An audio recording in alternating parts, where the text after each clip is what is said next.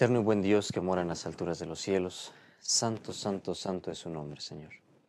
Gracias le damos en esta mañana, Padre, porque usted nos ha dejado despertar, nos permite cerrar las actividades de una semana más de labores y que todos nuestros afanes, preocupaciones, ocupaciones de índole secular puedan ser dejadas a un lado, Señor, para que en este santo sábado nuestras mentes, pensamientos, acciones, todo sea prudente, todo sea, Señor, cuidando la solemnidad de este sagrado día que usted nos dio.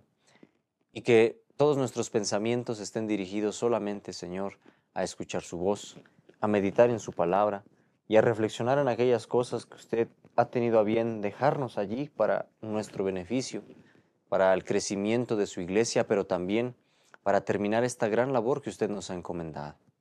Señor, somos indignos, somos pecadores, reconocemos que hay mucho todavía por trabajar en cada uno de nosotros, mas venimos a usted, Señor, no cubriendo nuestro pecado, sino reconociéndolo y también rogando a usted ayuda, porque solamente, Señor, con usted y su ayuda podemos vencer, podemos cambiar lo malos que somos y podemos, Señor, quitarnos estas vestimentas sucias de pecado e indignidad y que usted nos pueda cubrir con la justicia de Cristo, Señor.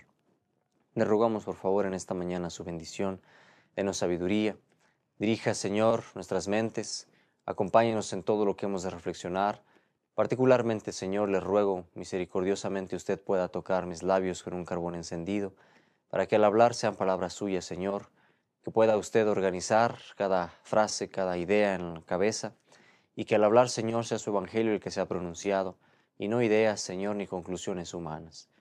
Ayúdenos, Señor, para honrar y glorificarle en todo momento, y que lo que hemos de reflexionar pueda ser de bendición para este su pueblo, y aún también para aquellos que en su momento han de poder escuchar también estos mensajes después. Humildemente nos encomendamos en usted, usted sea nuestro Maestro, nosotros hoy, Señor, queremos menguar para que usted pueda crecer, y que, Señor, todo lo que se ha de pronunciar pueda ser de acuerdo a su santa y divina voluntad. En este sábado, Señor, engrandecemos y alabamos su nombre porque usted es digno como el Creador de los cielos, de la tierra, Señor, y por ello también fielmente venimos ante usted, obedeciendo, Señor, y guardando este sello que usted ha colocado con su pueblo. Gracias damos, Padre, porque nos escucha. Humildemente oramos, humildemente invocamos su presencia, no porque tengamos mérito nosotros, sino porque, Señor, está prometido que lo que pidiéramos en el nombre de Jesús lo recibiríamos. Y es por eso, Señor, que en esta mañana oramos en el nombre que es sobre todo nombre, en el nombre del Señor del sábado, Cristo, nuestro médico, nuestro Salvador. Amén, Señor. Vamos a estudiar en esta mañana, vamos a iniciar un estudio muy importante en el que vamos a desarrollar algunas temáticas. Este estudio lo hemos de dividir en algunas secciones para beneficio de la continuidad del mismo. Y esta primera parte, o más bien esta primera parte que hemos de tratar, tiene que ver, hermanos, con una responsabilidad que como iglesia tenemos y que hemos descuidado, y que esta responsabilidad fue una de las causas por las que se dieron circunstancias en nuestra historia como pueblo, que lamentablemente también fueron llevadas o mal dirigidas y provocaron problemas. Pero eso no quita que como iglesia tenemos deberes que nos incumben y que en ocasiones hemos olvidado o incluso descuidado negligentemente. Todo el estudio en sí mismo lleva el título de Filantropía, Proselitismo o Evangelismo. ¿Sí? Palabras interesantes que hoy en día se escuchan mucho. Hoy en día, en medio de una generación que usualmente gusta de acaparar reflectores, hay muchas personas que hoy se dedican a hacer proselitismo, que se dedican a hacer filantropía, servicio humanitario, por diferentes causas, es lo cierto. Algunos con un objetivo sincero, otros más quizá más bien con tintes políticos, algunos incluso con fines económicos, ¿sí? Pero lo cierto es que esto también es un deber cristiano. Vamos a hablar en esta primera parte de cómo la sierva del Señor, la palabra de Dios también nos ha dejado plasmado el deber que como iglesia tenemos, que se resume en una frase que ya el evangelista, o en este caso más bien el profeta dijo también, ¿no? Que debemos hacer caminos rectos a nuestros pies, vendar a aquel que está lesionado, herido. Y también, como en el Nuevo Testamento se dice, hermanos, el no solamente ser oidores, sino también hacedores de la palabra. Me gustaría iniciar este estudio que hemos de tener en este día, precisamente con lo que la palabra del Señor dice en el libro de Santiago. Santiago capítulo 2, versículo 15 al versículo 16. Como ustedes lo pueden observar, lo vamos a estar proyectando con la finalidad de que podamos ir siguiendo la lectura de manera más ágil. En el libro de Santiago, capítulo 2, verso 15 al verso 16, tenemos esta descripción tan importante. Dice así: si un hermano o una hermana están desnudos y tienen necesidad de mantenimiento de cada día, y alguno de vosotros les dice: id en paz, calentaos y saciaos, pero no les dais las cosas que son necesarias para el cuerpo, ¿de qué aprovecha? Este pasaje, hermanos, cuando nosotros lo cotejamos con lo que fue nuestra historia como movimiento, saltan muchas curiosidades. Debe ustedes saber que en el movimiento milerita, cuando se empezó a predicar la segunda venida de nuestro Señor, hubo tal excitación que llevó a la reforma en muchos corazones. Y hubo muchas personas que dejaron bienes, que dejaron casas, que dejaron tierras por predicar este mensaje del Advento. En los primeros días del movimiento, hubo muchos que en su afán de querer acercarse a Dios, donaron a caridad, sirvieron a los pobres, pero conforme la fecha se acercaba, ocurrió un fenómeno interesante. Esto lo narran muchos de nuestros libros de historia denominacional. Resulta que tanto a los enfermos como a los pobres, no es que se les haya dejado de prestar atención, sino que había un remedio más sencillo. En los primeros días del movimiento milerita se les servía como un fin para alcanzar consagración. Pero conforme los días de la venida, según ellos lo entendían, se acercaban, cuando miraban un enfermo, un doliente, un pobre, ellos veían que ya no había tal necesidad de proveerles, porque ya no había necesidad de aliviar su necesidad temporal o sus cuestiones temporales, dado que Cristo ya estaba a días de venir. ¿De qué servía darle una capa costosa a un pobre si pronto Cristo le iba a dar una vestimenta mucho más hermosa? ¿De qué servía darle a un pobre quizá un bocado de pan perecedero por un momento si pronto Cristo el día de mañana quizá vendría y no habría más necesidad de ello? Este fenómeno fue interesante en el movimiento milerita porque provocó que inconscientemente se fomentara un espíritu de indiferencia. Ahora, cuando el movimiento milerita llega a su consumación como tal en el 44 y se da el chasco, posterior a eso, como ustedes saben, hermanos, el movimiento naciente, que llegarían a llamarse los adventistas del séptimo día, su atención ahora se centró en el comprender dónde había estado su error. ¿Por qué del chasco? Ese esfuerzo mental les llevó a centrarse tanto en el estudio de la profecía y del santuario, que inconscientemente también descuidaron algunos deberes, como cristianos. Curiosamente, una de las cosas que recibió mucho descuido fue la salud. Naturalmente, dado que la urgencia era comprender el chasco, la profecía, no se le prestaba mucha atención a la salud. Y lo mismo sucedía con algunas necesidades proselitistas. Dado que en ese momento su atención estaba en comprender las profecías, parecía que relegaban el servicio al prójimo a un segundo plano. Por supuesto que Dios tenía que amonestar a su iglesia. Y entonces ocurre un caso particular, hermanos, un caso particular en nuestra historia como pueblo, que fue como una sacudida fuerte para que la iglesia reflexionara y entendiera que no se trataba de pasársela sentados leyendo libros, que había una parte práctica que llevar a cabo. Y esa, hermanos, justamente fue una situación similar a lo que acabamos de leer en este pasaje. La iglesia adventista, sí, era una iglesia que estaba naciendo proféticamente, con un mensaje hermoso, profético y doctrinal, pero había gracias cristianas que estaban descuidando. Y en el libro de Santiago se amonestaba, ¿de qué servía estar rodeados de hermanos con muchas necesidades y lo único que hacía la iglesia era darles una bendición? Ven paz, caliéntate, que te vaya bien. Pero ¿de qué servía si no proveían para sus necesidades temporales? Pues hermanos, justamente aquí ocurre algo fundamental en esta historia, algo que llamó mucho la atención y que fue necesario para que la iglesia se pusiera manos a la obra. El caso de la hermana Moore. La hermana Moore es un caso en nuestra historia que podríamos decir triste, porque fueron consecuencias fatales. Pero esto fue la manera en la que despertó la iglesia.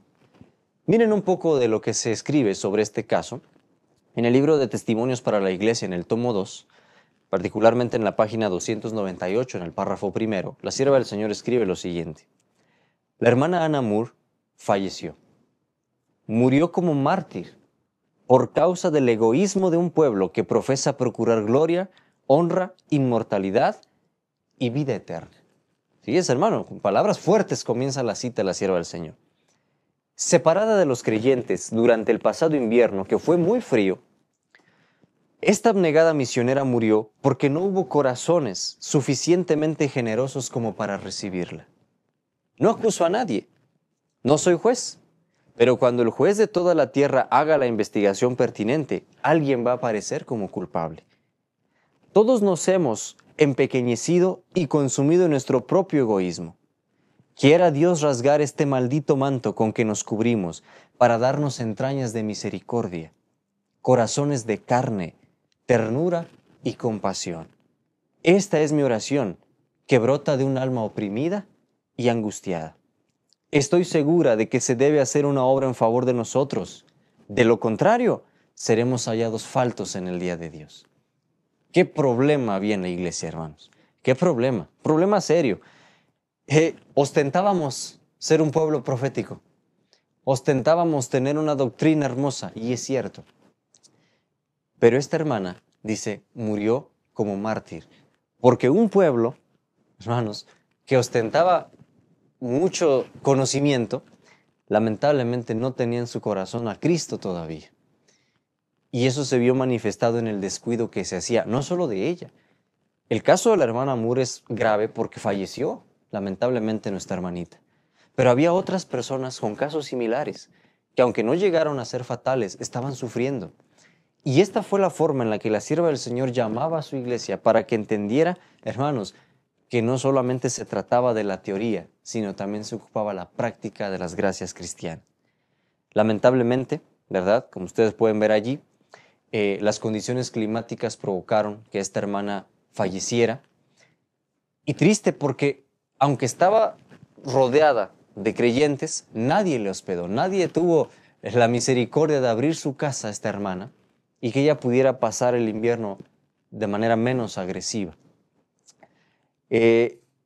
La reprensión con la que la sierva del Señor se dirige a la iglesia era fuerte, porque le decía a su iglesia que siendo un pueblo que procuraban la gloria, que hablaban tanto de la venida, era un pueblo que predicaba tanto de la necesidad de la inmortalidad, de la santificación. Con todo y eso, estaban descuidando esto tan esencial. Y la sierva del Señor termina esta amonestación diciendo que había una obra que hacer en favor de la iglesia. Es decir, había una obra que hacer por los necesitados, por el prójimo. Pero antes de poder hacer eso, había una obra que hacer por la iglesia misma. Se tenían que despertar esos corazones duros para que entonces se pudiese servir correctamente al prójimo. Este caso, hermanos, fue entonces lo que planteó muchas necesidades. Porque ahora con esta reprensión, la iglesia comienza a voltear a ver y dicen, estamos rodeados de viudas, ancianos, niños huérfanos, pobres. La iglesia entonces comienza a despertar y ver, hay muchas necesidades. ¿Qué vamos a hacer? Es un campo inmenso de necesidades. Y esto llevó sistemáticamente, hermanos, a que la iglesia, en sus diferentes labores, levantaran sanatorios, casas hogares, orfanatos, ¿sí? Se levantaron también centros de asistencia a los pobres. Pero todo esto fue un proceso sistemático que vino como consecuencia de reprensiones que tuvieron que ser fuertes para que la iglesia despertara y viera su responsabilidad. Ahora bien, quiero compartir con ustedes un poco de cómo fue la sierva del Señor amonestando. Y ojalá que estas reflexiones que hemos de tomar también sirvan para nosotros mismos, para que podamos entender si es que acaso en algo también como pueblo actualmente estamos fallando. Citamos, hermanos, Los Testimonios para la Iglesia, tomo 2, dice: ¿cómo puede Dios descender para bendecir y prosperar a los que no se preocupan por nadie fuera de sí mismos y que no usan lo que Dios les ha confiado para glorificar su nombre en la tierra? Hermanos, esto es tremendo. ¿Cómo podemos pretender que el Señor nos acompañe en nuestros servicios, reuniones, si solamente, dicen, nos preocupamos por nosotros mismos? Y la sierva del Señor fue ahora más directa con la iglesia. Deben realizarse actos de misericordia. Deben ser ayudados los pobres y los dolientes. Y aún más, deben destinarse dádivas para este propósito. ¿Ok? Se comienza a entender ahora que sí había mucha necesidad. Pero esas necesidades de misericordia inevitablemente también iban a requerir recursos. Y otra de las apelaciones que se hacen a la iglesia es el ayudar presencialmente cuando estuviera a su alcance, pero también apoyar de manera económica. Por supuesto que esto para muchos fue algo gravoso. Muchos dijeron: hermana, pero es que si con dificultad damos el diezmo, ¿no? Pues ahora se pedían ofrendas también para los pobres, ayudas, benevolencia sistemática, lo que vendría a ser ese sistema inicial que fue como los primeros pasos para llegar a la comprensión del diezmo. Pero bueno, en ese proceso la sierva del Señor amonesta, especialmente en los campos nuevos, donde nunca se ha levantado el estandarte de la verdad, debe hacerse esa obra. Efectivamente, se empezó a entender que una de las maneras de abrir campos era también con los actos de misericordia, con la benevolencia. Testimonios para la Iglesia, tomo 4, dice: la Iglesia es muy deficiente, y yo creo que esta amonestación la podemos tomar incluso para el día de hoy, como una reflexión en este sábado para cada uno de nosotros. La Iglesia es muy deficiente en amor y en humanidad. Algunos mantienen una frígida reserva de una dignidad de hierro que repele a los que se hallan bajo su influencia. Ese espíritu es contagioso. Crea una atmósfera que marchita los buenos impulsos y las buenas resoluciones. Ahoga la corriente natural de la simpatía humana, la cordialidad y el amor. Y bajo su influencia, la gente se siente reprimida y sus atributos sociales y generosos se destruyen por falta de ejercicio. No solo se ve afectada la salud espiritual, sino que también la salud física sufre por esta depresión antinatural. La oscuridad y el frío de esa atmósfera antisocial se refleja sobre el rostro. La faz de los que son benevolentes y compasivos brillará con el lustre de la verdadera bondad, mientras que los que no atesoran pensamientos bondadosos y motivos abnegados expresan en sus rostros los sentimientos acariciados en sus corazones. Sin duda, hermanos, la iglesia necesitaba despertar, como dice la sierva del Señor, de esa frígida reserva que tenía, esa dignidad de hierro que prácticamente repelía a todos. Es allí, hermanos, donde como pueblo debemos ser bien cautelosos, porque en esta generación actual todo se puede llevar a extremos terribles. Lamentablemente, el error en esta generación, en esa época, era ser fríos, ser reservados. La iglesia se estaba, como los fariseos de antaño, encerrando en su propio círculo y decían: solo nosotros. No podemos salir, contaminarnos con otros. No, hermanos, qué actitud tan incorrecta. Pero también estaba un riesgo potencial. El riesgo potencial de que la obra se descuidara y que todos los esfuerzos se dirigieran solamente a los servicios humanitarios y que se descuidara la predicación del Evangelio. Existían estos dos peligros, ¿sí? Pero en este momento, lo primero era llamar la atención a que el pueblo entendiera su deber por servir a su prójimo. Ahora, lamentablemente, como dice la sierva del Señor, esto incluso se notaba en los semblantes de esa época, en muchos.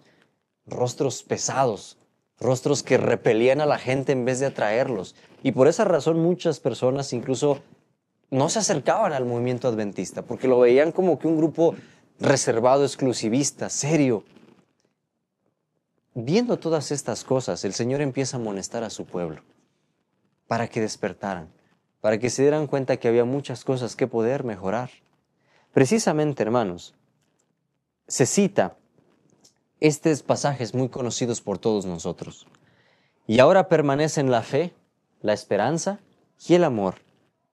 Estos tres, pero el mayor de ellos es el amor, esa es la palabra del Señor. En la predicación del Evangelio se incluye mucho más que el mero sermoneo. Hermanos, los ignorantes deben ser iluminados. Los desanimados han de alentarse, debe sanarse a los enfermos. La voz humana debe hacer su parte en la obra de Dios. Palabras de ternura, de simpatía y de amor deben ser testigos a favor de la verdad. Las oraciones sinceras que broten del corazón acercarán a los ángeles.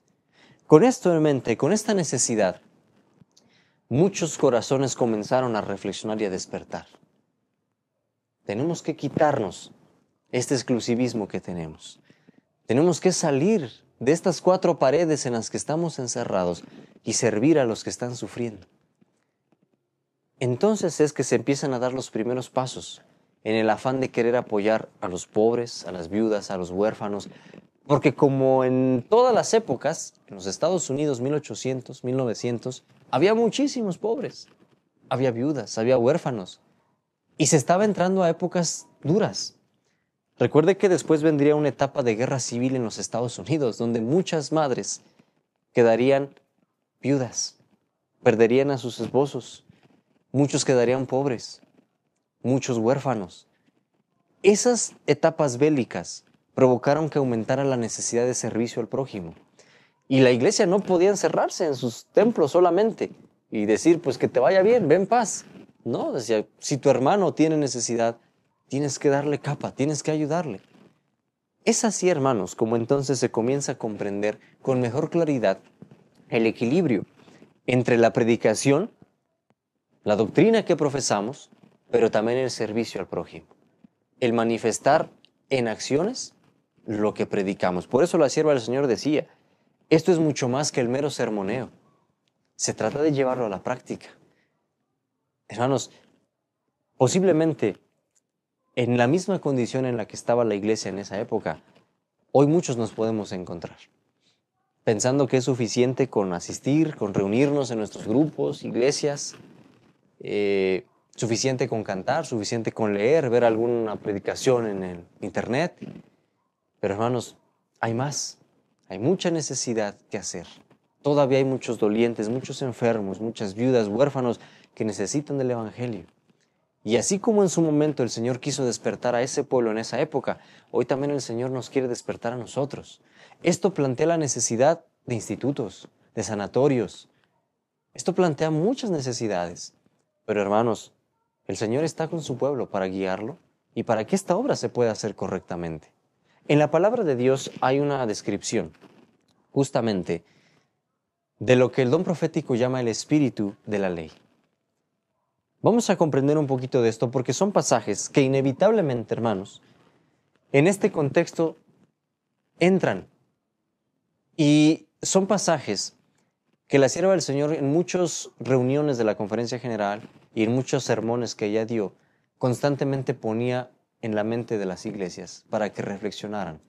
Hoy, hermanos, basta reflexionar en ellos nuevamente para que entendamos precisamente el deber que quizá muchos hemos descuidado.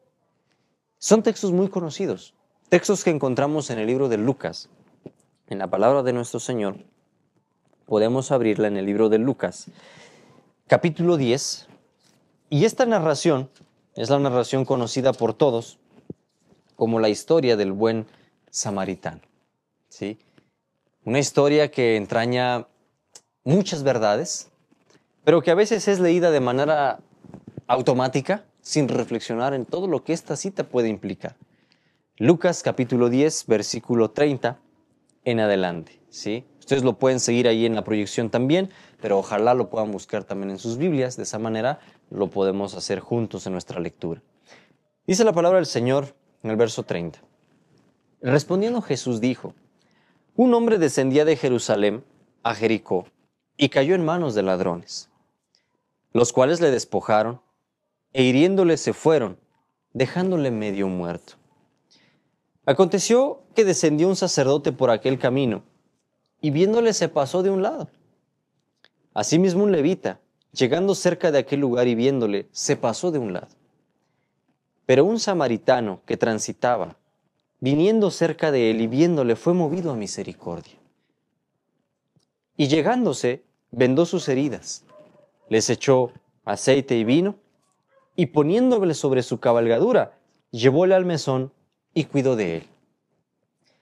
Y otro día, al partir, sacó 2 denarios, y diólos al huésped, y le dijo, cuídamele, y todo lo que de más gastares, yo cuando vuelva te lo pagaré. Ahora Jesús hace una pregunta. ¿Quién pues de estos 3 te parece que fue el prójimo de aquel que cayó en manos de los ladrones? Y él le dijo, el que usó con él de misericordia. Entonces Jesús le dijo, ve y haz tú lo mismo. Hermanos, la narración era muy interesante. El contexto de la historia es que el Señor se encontraba enfrente de algunos maestros de la ley. Porque esta persona que se acerca a cuestionar a Jesús no era una persona cualquiera, era un maestro de la ley. Y además cuando se acerca, ¿sí?, él había sido instigado por los fariseos. Constantemente estos buscaban ponerle trampas a Cristo. Y había una cosa de la que le acusaban. Y esa cosa de la que le acusaban era que Cristo hacía menos la ley de Moisés. Y por eso al principio las preguntas tienen que ver con ¿cómo puedo ser salvo? ¿Qué puedo hacer para salvarme? Cristo lleva su mente precisamente a la obediencia a la ley. Pero precisamente en esa plática se plasman los principios, hermanos, de la ley de Dios. Amarás al Señor tu Dios de todo tu corazón, de toda tu alma y de todas tus fuerzas, y de todo tu entendimiento, y amarás a tu prójimo como a ti mismo. Pero ese maestro de la ley, intentando excusarse a sí mismo, dice, Señor, ¿pero quién es mi prójimo? ¿Sí? Y entonces Cristo procede a narrar esta historia que acabamos de leer, que no era una historia ficticia. De paso, era un evento que acababa de ocurrir y que Cristo mismo había atestiguado, y por eso lo está narrando. Inclusive, hermanos, el fariseo, el levita y el sacerdote estaban presentes entre la multitud cuando Cristo está narrando esto. Y qué pesar debieron sentir ellos al verse descubiertos en su orgullo. Cuando Cristo comienza a narrar la historia, plantea cosas importantes. Una de las cosas fundamentales es, ustedes deben de recordar, que había un pleito entre samaritanos y judíos. Un pleito que databa de muchos años. No se llevaban bien estas dos naciones. Y curiosamente, hermanos, debemos de recordar que este hombre que cayó, que descendía de Jerusalén a Jericó, no era un extranjero, era un judío. Este hombre que cayó en desgracia, ser robado, ser asaltado y ser golpeado, no era un extranjero, no era un samaritano, era un judío. Y en consecuencia, siendo un judío, el sacerdote y el levita, como sus hermanos de sangre, tenían este primer deber de ayudarle, porque es mi hermano de sangre, es judío como yo. Pero ellos, siendo sacerdotes y levitas, tenían todavía un deber mayor, porque ellos representaban la parte espiritual del pueblo. Cuanto mayor era su deber, no solo por un lazo consanguíneo, también por un deber espiritual como liderazgo del pueblo. Ahora, lamentablemente, como ustedes ven la historia, ellos se pasan de largo. Y un samaritano que iba pasando, al mirar la desgracia, se acerca a ayudar. Póngase a pensar, hermano, que era una zona peligrosa. El mismo samaritano, al bajarse de su caballo y detenerse, él mismo ya se estaba exponiendo al peligro. ¿Qué lo libraba de que en ese momento los ladrones volvieran otra vez y también a él lo golpearan, lo asaltaran? Pues aún sabiendo el peligro, él se detiene, desciende y ayuda. Y esta narración es quizá uno de los planteamientos muy bonitos que, por cierto, podríamos decir es como los primeros auxilios de esa época, ¿sí? Ese samaritano baja, ve la necesidad, alivia las heridas que puede en ese momento y hace un traslado a un lugar más seguro donde se le pueda brindar una atención mejor. Con una paciencia muy grande, lo sube a su caballo, lo lleva despacio, porque pues usted sabe, uno está golpeado, herido, te duele todo, y luego en el caballo vas brincando. Entonces, con mucha calma lo tuvo que llevar al mesón. Y al llegar al mesón, no terminó allí su trabajo, su labor. Dice el verso número 35, ¿sí? Perdón, 34 en la parte final, llevóle al mesón y cuidó de él. Hermanos, esta persona no solamente llegó y lo dejó y bueno, que te vaya bien, ahí te ves, me voy. se quedó con él todavía un tiempo. Una noche completa pasó con él, cuidándolo, pero al día siguiente pues él tenía que seguir su camino. Y entonces le dice al hospedador, cuídamelo. No conforme con haberlo ya sacado del peligro, le curó sus heridas que él pudo en ese momento, lo llevó a un mesón, pasó con él la noche y ahora todavía económicamente va a cubrir sus gastos. Y le dice al mesonero, ahí está, si necesita algo más, me lo pones a la cuenta, yo te lo pago después. Hermanos, esto era una reprensión tremenda para el pueblo judío, sobre todo para los sacerdotes y los levitas. Cristo termina con una pregunta. ¿Quién de estos tres fue el prójimo? Y todavía el maestro de la ley, en su orgullo, en su arrogancia, ni siquiera se atrevió a decir, fue el samaritano. No, dijo, fue el que hizo de misericordia con él. O sea, no tenía ni siquiera la humildad para pronunciar esa palabra. Era tanto su orgullo, hermanos. Dijo, fue el que cuidó de él. Pues sí, fue el samaritano, dilo con sus letras. Pero no lo quiso decir porque en su corazón le pesaba reconocer que un extranjero ayudó en una necesidad que otros pasaron de largo. Y hermanos, Jesús al final dice, bueno, pues haz tú lo mismo. Una orden importante, haz tú lo mismo. Una orden que trasciende el tiempo y que llega hasta nuestros días hoy. Haz tú lo mismo. Así que, hermanitos, meditando un poco en esto, ¿sí? Podemos reflexionar en lo que dice Testimonios para la Iglesia, tomo 4. A pesar de la exaltada profesión de piedad que hacían el sacerdote y el levita, sus corazones no se conmovieron por tierna compasión hacia el sufriente. Un samaritano, óigalo bien, que no tenía tan elevadas pretensiones de ser justo. ¿Por qué esto ocurre?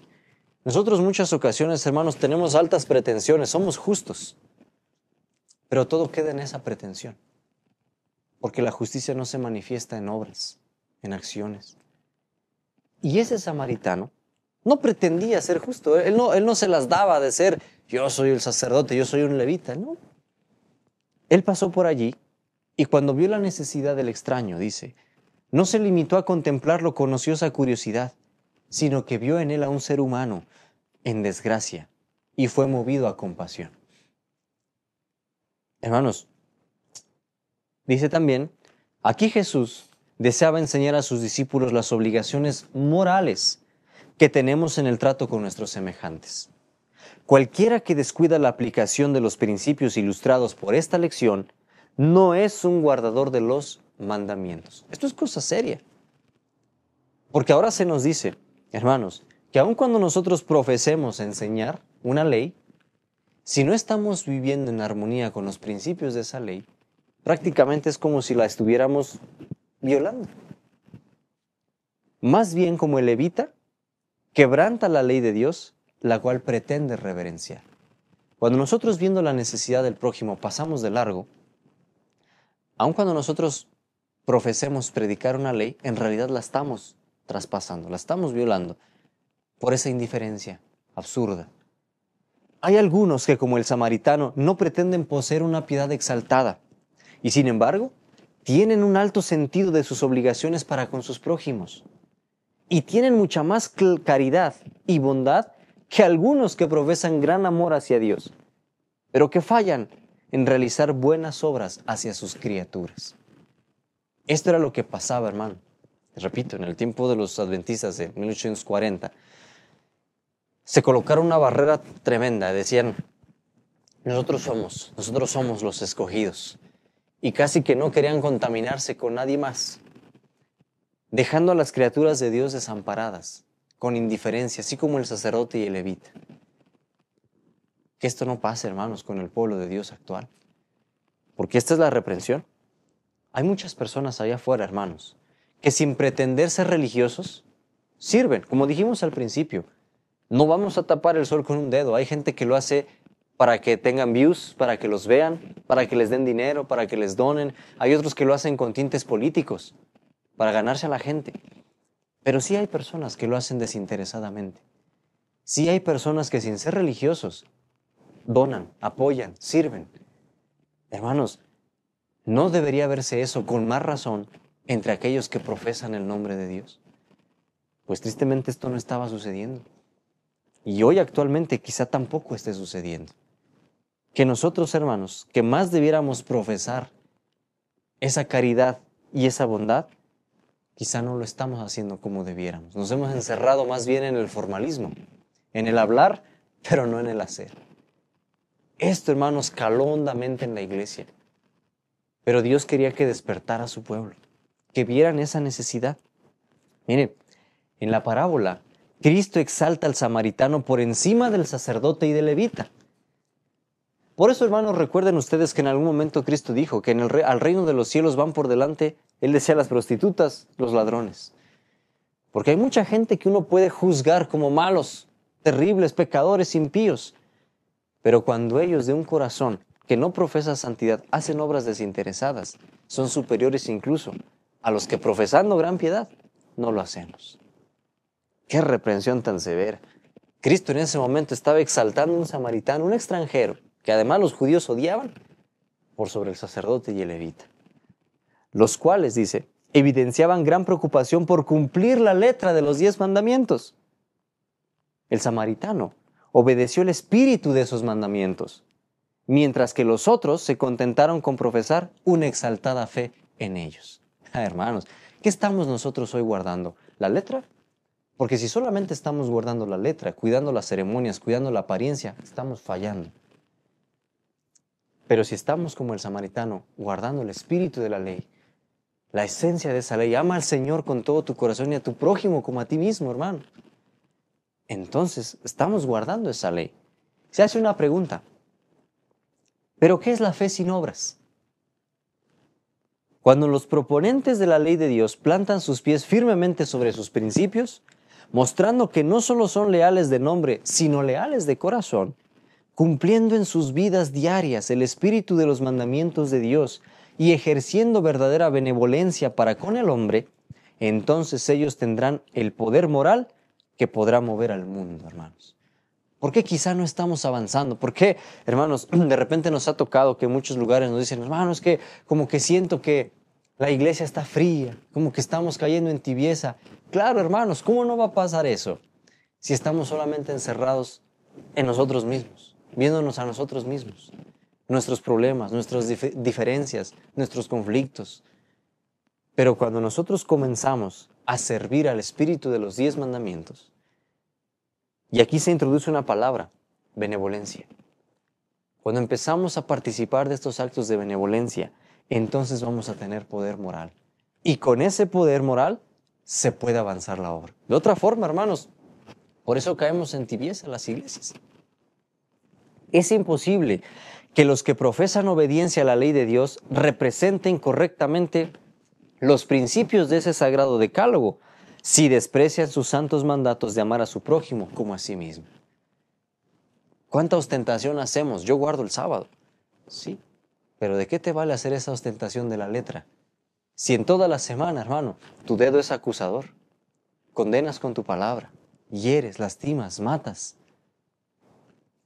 Esas son las cosas, hermanos, que quedaba por reflexionar y que viendo esa necesidad, Dios quería sacudir a su pueblo, despertarlo de su letargo. Hoy, hermanos, la misma necesidad queda para nosotros. ¿Qué nos está haciendo falta hacer como pueblo ante esta gran necesidad que hay allá afuera en el mundo? Ahora, hermanitos, algo fundamental que estaba ocurriendo también era hacer entender, ¿verdad?, que con estas llamadas de atención, la iglesia pudiera trazar planes de acción, no solamente quedar en, bueno, vamos a hacer planes de acción, pero ejecutarlos. Hermanos, ¿y qué sucede? Hoy en día a veces decimos, hermanos, vamos a llevar un apoyo a un hospital. Híjole, hermano, pero pues vamos entre semana porque es cuando hay más gente. Hermano, pero es que entre semana tengo que dejar mi trabajo temprano, eso implicaría que tengo que apurarme en mis cosas, implicaría que voy a perder medio día para poder yo trabajar. Y cuando sentimos esas pérdidas, hermanos, pues ponemos en primer lugar nuestro yo otra vez. Y lamentablemente esa es la razón por la que muchas cosas hoy en día no se están haciendo.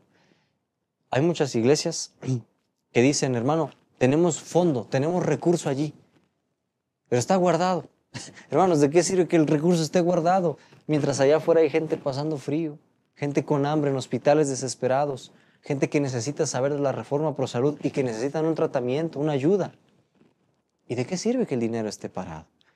Y otros que somos aún peor, ni siquiera proveemos así económicamente. Hermanos, una ofrendita para tal, no tengo, no hay. Esas reflexiones que en ese momento eran tan urgentes, hoy lo siguen siendo, hermanos. Y debiéramos como pueblo reflexionar en qué cosas estamos carentes todavía. ¿Qué cosas hacen falta por hacer, hermanos, en este tiempo presente? Hay un texto que usualmente citamos mucho. Cuando nosotros abrimos nuestras Biblias como guardadores del sábado, generalmente cuando estamos disertando en una defensa del sábado o hablando sobre el sábado a la gente, casi siempre, hermanos, ¿sí? Hay algunos textos que citamos como de manera automática, ¿no? Que son muy útiles para ejemplificar algunos argumentos. Y cuando estamos hablando, hermanos, acerca del sábado, casi siempre hay un capítulo en el libro de Isaías que citamos sí o sí, Isaías 58. Porque es un capítulo en el que se nos habla justamente de no profanar el sábado. Pero a veces poca atención le ponemos a los pasajes previos. Pasajes también muy solemnes, hermanos, proféticos para nosotros. ¿No es más bien el ayuno que yo escogí desatar las ligaduras de impiedad? Soltar las cargas de opresión y dejar libres a los quebrantados, y que rompáis todo yugo. ¿No es que partas tu pan con el hambriento y a los pobres errantes albergues en tu casa? Que cuando veas al desnudo lo cubras y no te escondas de tu hermano. Entonces nacerá tu luz como el alba y tu salvación se dejará ver pronto. Hermanos, todos profesamos querer salvación, querer ser salvos. Todos profesamos querer ser justos. Y todos quisiéramos que la presencia de Dios nos acompañara en todo momento, ¿verdad? Al salir, al entrar, quisiéramos que Dios vaya con nosotros. Hermanos, aquí está la receta para lograr eso. Aquí está. ¿Quieres que el Señor te acompañe? ¿Quieres ser justo? ¿Quieres salvación? Aquí está, hermanos. Entonces invocarás y te oirá Jehová y clamarás y dirá él, heme aquí. Otra cosa que todo cristiano quiere. Yo quisiera que el Señor escuche mis oraciones. Muchos han dicho. ¿Quieres que el Señor te escuche? Primero tú tienes que escuchar a tu prójimo que te está pidiendo ayuda, pues. Extender tu mano. Mire, si quitares del medio de ti el yugo, el dedo amenazador, el hablar vanidad, si dieres tu pan al hambriento y saciares al alma afligida, en las tinieblas nacerá tu luz y tu oscuridad será como el mediodía. Jehová te pastoreará siempre y en la sequía saciará tu alma y dará vigor a tus huesos y serás como huerto de riego y como manantial de aguas que nunca faltan. Hermanos, qué bonitas promesas, pero a consecuencia de que nosotros hagamos una parte fundamental. La sierva del Señor utilizaba la palabra benevolencia. Podríamos decir también servicio al prójimo, amor al prójimo, caridad. Muchos apelativos se pudieran buscar, pero al final todo va a lo mismo, un servicio desinteresado. Miren, hermanos, Dios requiere que todos nosotros, óigalo bien, toda su iglesia, seamos obreros como abnegados. Cada parte de la verdad tiene una aplicación práctica en nuestras vidas diarias. Esto es lo que como iglesia a veces descuidamos. Que la verdad, todas, tienen una aplicación práctica en la vida diaria. Benditos son los que oyen la palabra del Señor y la guardan. Oírla no es suficiente. Debemos actuar. Debemos hacer. Es en la práctica de los mandamientos que se encuentran grandes recompensas. Los que demuestran en forma práctica su benevolencia por su solidaridad y actos de compasión con los pobres, los sufrientes y los infortunados, no solo alivian a los sufrientes, óigalo bien, sino que contribuyen en gran medida a su propia ¿qué? Felicidad. Y están en camino de obtener salud de alma y de ¿qué más? Algunos se preguntan, hermano, pero es que pues yo ya estoy haciendo todo bien. Llevo la reforma, me duermo temprano, hermano, y aún así me siento enfermo. Quizá nos está faltando algo importante. La palabra del Señor nos indica que en el servicio, en la ayuda al prójimo, también hay salud para nosotros mismos, salvación. Si usted, hermano, se desprende de su propio orgullo, de su dolor, de su necesidad, y que aún con tus necesidades limitantes, incluso hasta dolores, enfermedades, digas, bueno, sí me siento con gripa, me siento como que mareado, pero él que está afuera necesita más ayuda que yo. Él tiene hambre, yo al menos tengo que comer. Le voy a llevar. Cuando hacemos estos actos, hermanos, no solamente beneficiamos al prójimo, también nosotros somos beneficiados. Contribuyen en gran medida a su propia felicidad y están en camino de obtener salud de alma y de cuerpo. Hoy en día, hermanos, también estamos en una etapa un tanto compleja, incluso dentro del pueblo de Dios, porque hay muchos que están tristes, deprimidos. Es que, hermanos, nos ha hecho falta servir, porque en el servicio hay alegría.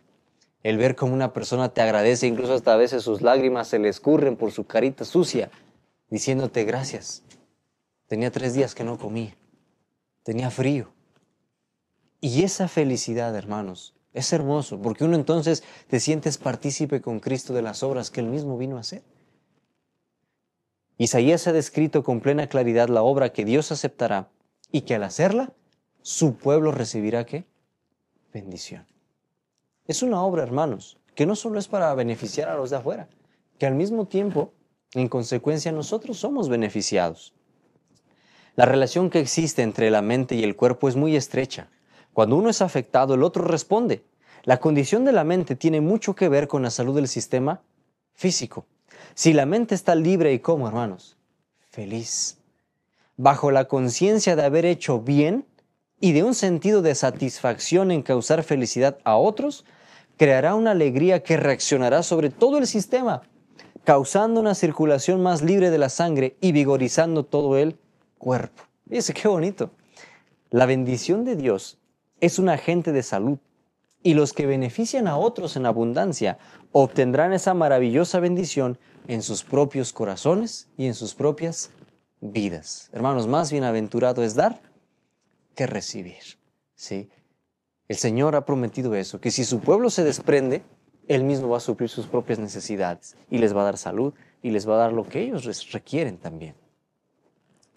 Primera de Corintios 13, 4 al 5 dice, el amor es sufrido, es benigno, el amor no tiene envidia, el amor no es jactancioso, no se envanece, no hace nada indebido, no busca lo suyo, no se irrita, no guarda rencor.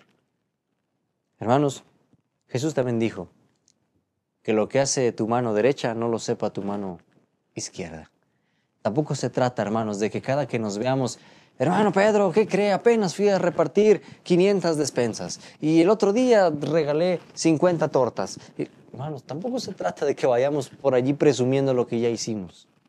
Es un deber y como tal hay que realizarlo sin esperar que alguien nos lo aplauda. Ah, hermano, qué bueno que lo haces.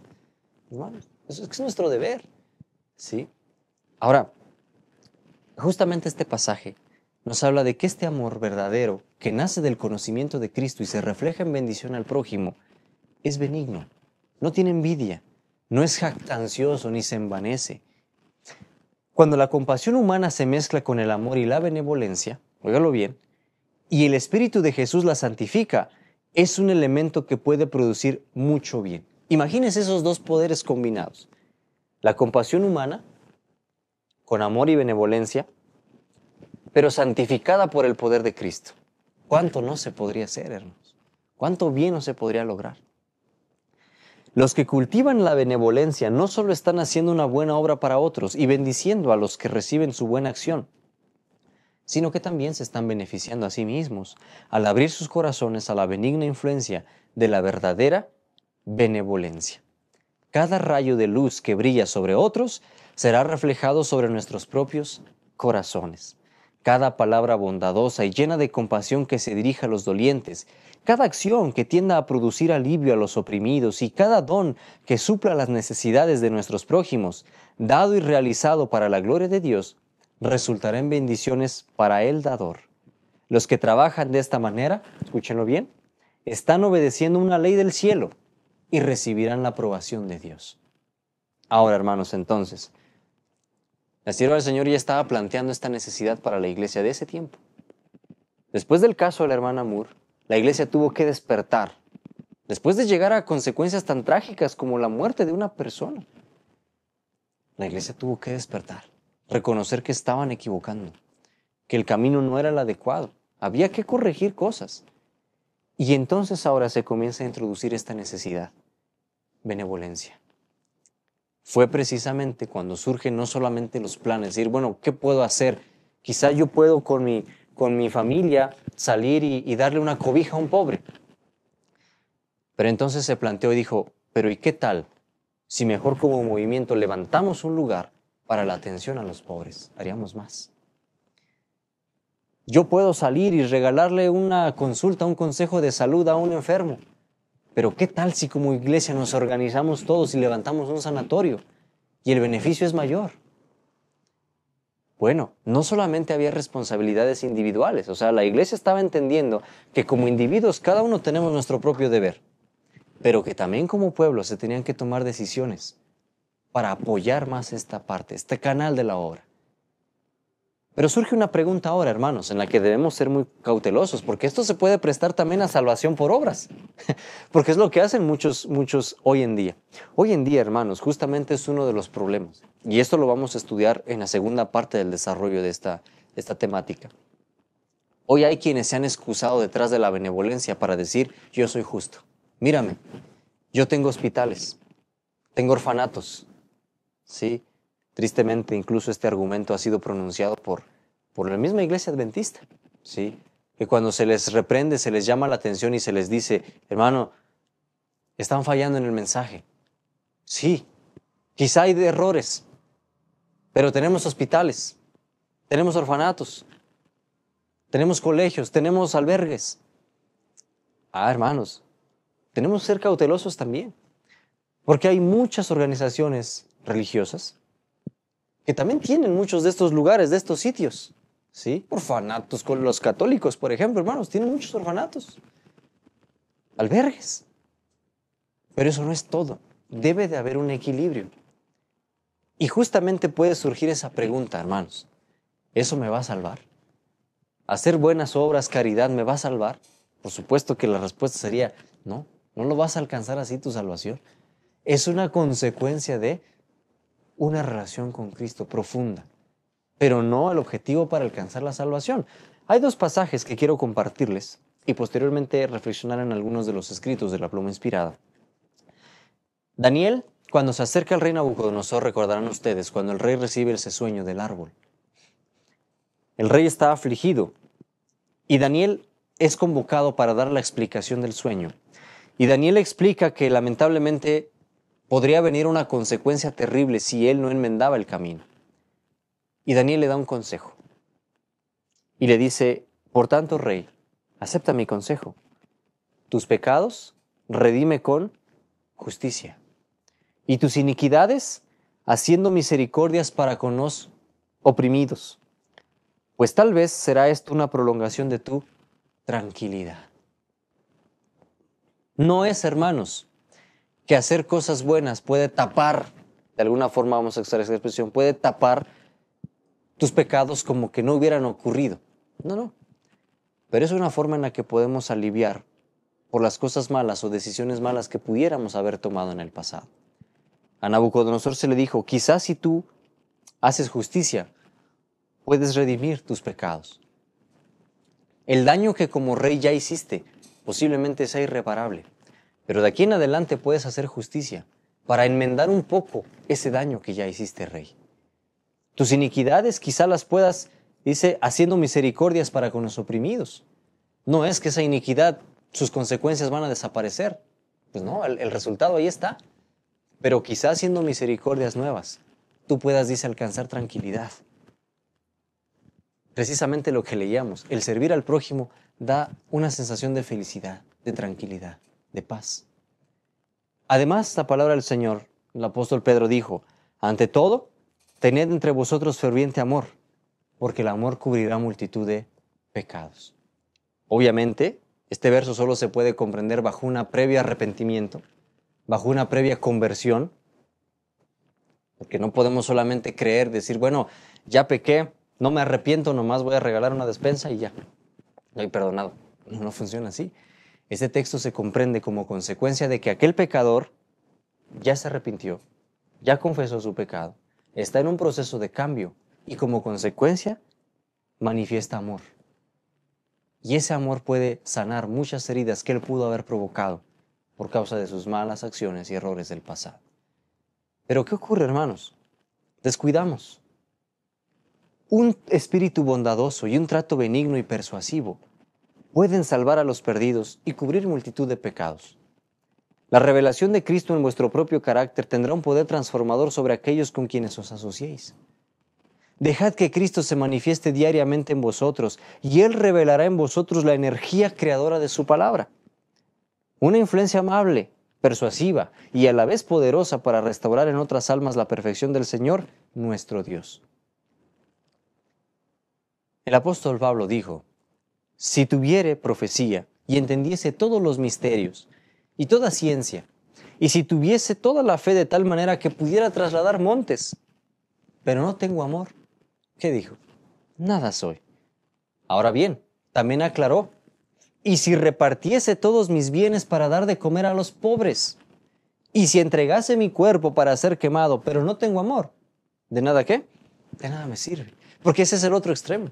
Hay gente que puede profesar hacer buenas obras. Es que yo di todos mis bienes a los pobres, ¿sí? Es que yo entregué mi cuerpo para ser quemado. ¿Pero qué te movió a hacerlo? ¿La presunción? ¿La arrogancia? ¿El quedar bien? Porque si hiciste esas cosas, pero sin amor, aún así dice, nada soy. Esa es la clave. Hay mucha gente que hoy en día aparentemente hace muchas obras de caridad, pero como dijimos, muchos las hacen por motivos egoístas. Es triste, pero es una realidad. Sí. Y entonces aplica este texto. Aun si yo repartiese todos mis bienes, pero no tengo amor, pues nada soy. Precisamente, por eso la sierva del Señor puso esto en equilibrio y escribió, vuestro nacimiento, vuestra reputación, vuestra riqueza, vuestros talentos, vuestras virtudes, vuestra piedad, vuestra filantropía, no formarán un lazo de unidad entre vuestra alma y Cristo. Vuestra conexión con la Iglesia no será de alguna consecuencia a menos que creáis en Cristo. No basta creer acerca de Él, debéis creer en Él. Debéis descansar plenamente en su gracia salvadora. Es decir, hermanos, no por hacer también pensar que solamente haciendo obras buenas, ¿verdad? Eso tampoco va a ser una unión, ¿sí? Debe de haber un equilibrio entre la búsqueda personal de Cristo, la oración, el estudio, el servicio. Pero estas tres deben ir en conjunto, ¿sí? Porque aquel que solo se encierra en su casa y está leyendo y leyendo y leyendo y no lo pone en práctica, está carente. Pero aquel que se la pasa, hermanos, solamente pretendiendo repartir apoyos, pero sin buscar personalmente a Cristo, sin orar, sin pedirle que le ayude en sus propios pecados, dificultades, también es un mal camino. Eso no es lo que la palabra enseña. Debe de haber un correcto equilibrio. Elena de White advirtió claramente sobre el peligro de realizar solo filantropía u obra social sin acompañarla con la predicación del mensaje de los tres ángeles. Ese es otro riesgo terrible. Primero, hermanos, queríamos poner ante ustedes la necesidad que hay, porque esta es una necesidad real. Todos necesitamos detenernos en nuestros pies y reflexionar en qué estamos fallando, qué nos hace falta hacer. ¿Qué más puedo hacer como grupo, como iglesia, como pueblo, para ayudar las necesidades que hay allá afuera? Porque lo estamos descuidando. Pero todo en su correcto equilibrio. No solo es hacer obra social por hacerla. Debe de ir siempre bajo la bandera del mensaje de los tres ángeles. Ella valoraba profundamente la obra médica y la ayuda a los pobres, la educación y otras formas de servicio cristiano, pero nunca como un fin en sí mismo. Siempre debía estar conectada con la misión de proclamar el Evangelio eterno, incluyendo doctrinas claves como el juicio investigador, el sábado, la intercesión de Cristo en el santuario celestial y la inminente segunda venida de nuestro Señor. Ese es el correcto equilibrio. Ella escribió, no se ha de hacer la obra médica misionera solamente como obra filantrópica, sino como un medio para traer el mensaje de verdad presente al corazón y a la conciencia.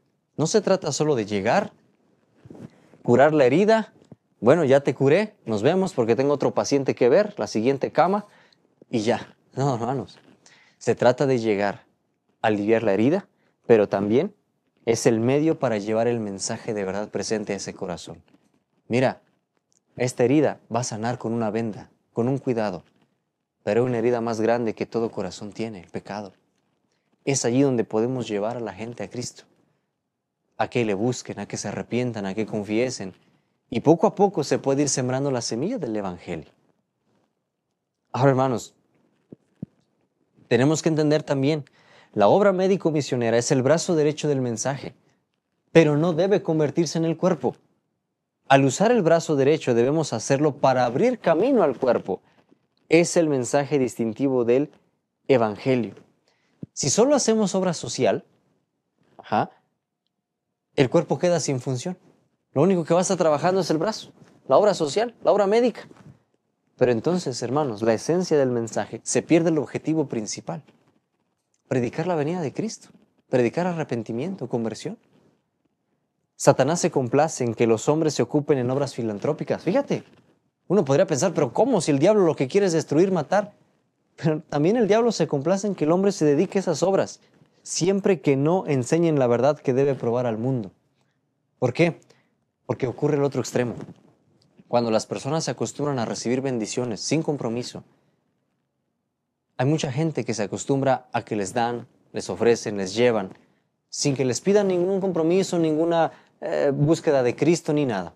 Y cuando llega algún creyente y le dice, mira hermano, te vengo a apoyar, pero te invito a que leas la Biblia. No, yo no quiero saber de eso. Si me vas a comprometer, yo no quiero saber nada. Mira, allá también me dan despensas y allá no me obligan a leer nada. Por eso el diablo se complace, porque también a través de la filantropía logra incautar a muchos para que puedan recibir los panes y los peces, pero sin recibir el Evangelio. Y entonces esa gente ya no siente una necesidad de Cristo, dependen de la persona. Es que el médico o el filántropo o el tal personaje, él es el que nos da, él es el que nos da, él es muy bueno, hay que mandarlo de presidente. Y se exalta el hombre, ¿sí? Pero hermanos, precisamente es otra herramienta que el diablo puede usar. Muchos, incluso algunos de nuestros ministros, quieren progresar en el mundo sin tener que esforzarse. Ambicionan hacer alguna gran obra de filantropía, mientras que descuidan los pequeños deberes diarios que los harían útiles ministros según el orden de Cristo. Hermanos, eso es importante, poner todo en su debido equilibrio, ¿sí? Entender como pueblo, ya vimos la responsabilidad que tenemos de no solo ser presuntuosos, decir, tengo la verdad, tengo el Evangelio, pero si no lo estamos manifestando en ayuda, en obras, estamos fallando. Pero tampoco caer en el otro extremo, decir, bueno, ahora me voy a dedicar solamente a llevar cobijas, ¿sí? Pero si no predicas la verdad, también estás carente. Hay que encontrar ese equilibrio, hermanos, importantísimo. La reforma pro salud se halla tan íntimamente relacionada con el mensaje del tercer ángel como el brazo con el cuerpo. Pero el brazo no puede tomar el lugar ¿de qué? Del cuerpo. La proclamación del mensaje del tercer ángel, los mandamientos de Dios y el testimonio de Jesús es la preocupación básica de nuestra obra. El mensaje ha de ser proclamado con un fuerte clamor y ha de ir a todo el mundo. La presentación de los principios de la salud deben unirse con este mensaje, pero en ninguna forma deben ser independientes de él y de ninguna manera ocupar su ¿qué? Su lugar. Esto es fundamental, hermanos. La presentación de la reforma pro salud se debe de unir con el mensaje del tercer ángel. No debe ser, ¿qué? Independiente, ni tampoco debe ocupar su ¿qué? Su lugar. Porque hay muchos, repito, que se precian de decir, bueno, a ver, ustedes revoltosos tanto dicen que tienen la verdad, pero no hacen obra social. Nosotros tenemos hospitales, tenemos orfanatos, tenemos asilos. Sí, pero esa obra social, si no se está conectando con el Evangelio, ¿qué va a pasar? ¿Qué va a pasar el día de mañana, hermanos, cuando nuestro Señor venga? Y algunos pobres nos mirarán a esos y dirán, oye, Pues gracias por la cobija que me diste, pero te hubiera agradecido que me predicaras el evangelio, porque mira, estoy perdido, porque nunca me dijiste mis pecados. Se me quitó el frío, pero estoy condenado.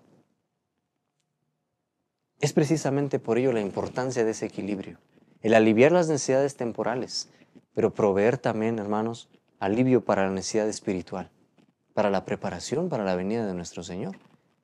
Y este equilibrio precisamente es en el que debiéramos de estar centrados.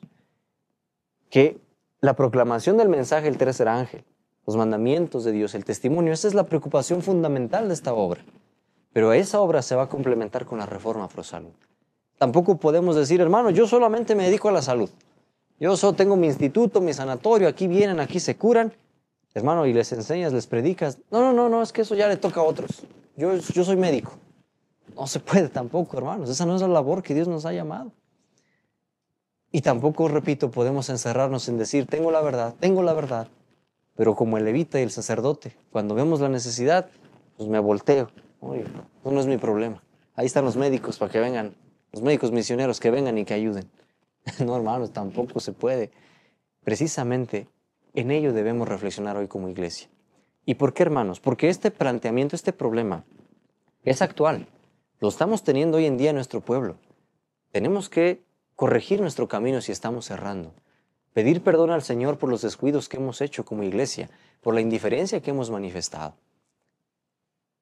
Y también, hermanos, esto nos ayudará a comprender en la siguiente sección del estudio el gran peligro en el que cayeron nuestras instituciones.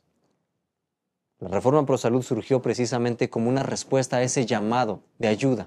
Ayúdenme, auxílienme. Siendo pobre, siendo huérfano, siendo enfermo, necesito ayuda. Y hubo personas que levantaron la mano a ese llamado y dijeron, yo voy a ayudar, voy a levantar sanatorios, institutos. Pero hermanos, cuando solamente se usó la filantropía, el humanismo como base de esa labor y se descuidó el evangelio, la historia fue triste. Eso pasó tristemente en nuestras instituciones, en nuestra iglesia. Y de esa lección podemos aprender mucho para no cometer esos errores, hermanos. No solo se trata de decir, ¿verdad? Te ofrezco la solución temporal, sino también te ofrezco el evangelio. Así que, hermanitos, que Dios pueda bendecir su palabra, que nos ayude a reflexionar en lo que hemos cerrado y que como pueblo reconozcamos, hermanos, si aún en el libro de Deuteronomio, si aún en la ley mosaica, el Señor había establecido principios de benevolencia. Quiero leerles para cerrar. En el libro de Éxodo, capítulo 23, en su versículo número, podemos leer, a ver, permítanme, por ejemplo, el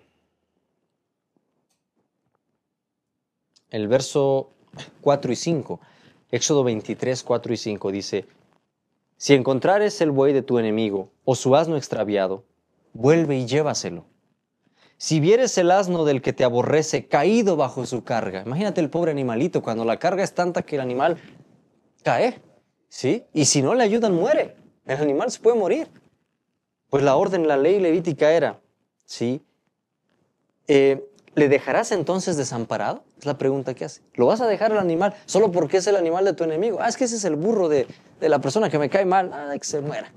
No, hermanos, la ley era, sin falta ayudarás con él a levantarlo. Hermanos, si hasta para el servicio, la compasión hacia los animales, las criaturas, había leyes, ¿cómo no tener compasión hacia los que son nuestro prójimo? A las criaturas de Dios que también claman por ayuda. Y hoy, hermanos, reflexionemos también en lo que dice el libro de Levítico, su versículo 19, verso 34. Como a un natural de vosotros tendréis al extranjero que peregrinar entre vosotros. Y ámalo como a ti mismo, porque peregrinos fuiste en la tierra de Egipto, yo Jehová, vuestro Dios. Hermanos, necesitamos quitarnos esa arrogancia que tenemos de repente como pueblo, porque la ley es, al extranjero lo tendrás como si fuera uno de ti. Ámalo como a ti mismo.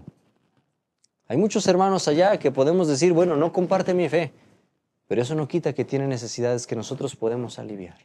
Y de esa forma a veces muchas semillas se siembran y estas iglesias se pueden llenar de nuevos miembros. Pero ¿por qué a veces nuestros grupos no crecen? Pues porque no hay esa labor. porque no hay esta obra evangelística. Así que, hermanos, es un grande deber el que tenemos por delante. Dios nos ayude a reflexionar en esto. Sin lugar a dudas, hermanos, esto que compartimos con ustedes, dijo el apóstol, no es que nosotros ya lo hayamos alcanzado, por supuesto que no. Pero a través de la lectura reflexionamos que es un llamado para todos nosotros como iglesia. Como médicos misioneros también hemos fallado, nos hace falta mucho por pulir esa gran obra. Y como iglesias hay mucho que poder hacer todavía. Porque nosotros un día, como dice allí, fuimos peregrinos y extranjeros también. Porque nosotros, hermanos, también estábamos hundidos en pecado, en delitos, en impiedad. Y un día Cristo, como ese samaritano, se detuvo en el camino, nos llamó, nos cubrió con su manto de justicia, vendó nuestras heridas y nos dio salvación. Así nosotros hoy, hermanos, también podríamos ayudar a muchos compartiendo estas verdades del Evangelio, siendo luces, portadores de luces. Dios bendiga su palabra, hermanos, nos permita esta reflexión, que el Señor nos acompañe y que a través de las lecturas, de los repasos que hemos tenido, nos mueva el Espíritu Santo a realizar la obra que tenemos por delante antes de que nuestro Señor Jesús venga a esta tierra. Que tengan un feliz sábado, hermanos. El Señor os bendiga su palabra, ¿verdad? Hemos de continuar un poquito más tarde. Por ahora, esta primera parte aquí la vamos a cerrar y les invito a hacer una oración, ¿sí? Padre bendito, gracias damos, Señor, porque nos deja usted abrir su santa palabra. Reconocemos, Señor, tantas falencias que todavía tenemos. Quítenos este corazón de piedra, pónganos un corazón de carne para poder servir a los que allá afuera claman por ayuda. Muchos, Señor, escucharán y aceptarán su evangelio. Otros tal vez solamente quieran los panes y los peces. Pero no permita que nosotros haya el orgullo para discriminar, sino que nosotros sirvamos desinteresadamente, Señor, y que usted traiga a su pueblo a quien usted ya tiene determinado. Bendiga nuestras manos, bendiga nuestros corazones, bendiga nuestras iglesias. Ayúdenos, Señor, para ser realmente esa mano ayudadora que el Evangelio requiere y poder hacer esta gran obra que tenemos todavía por delante. Padre, si hasta aquí somos culpables de haber sido negligentes, tenga compasión de su pueblo. Ayúdenos a dar pasos mejores. Quítenos cualquier orgullo, arrogancia, vanidad, presunción o cualquier sentimiento de ser observados o admirados, Señor, ¿no? Que como carne nosotros menguemos siempre para que solamente Cristo pueda ser glorificado.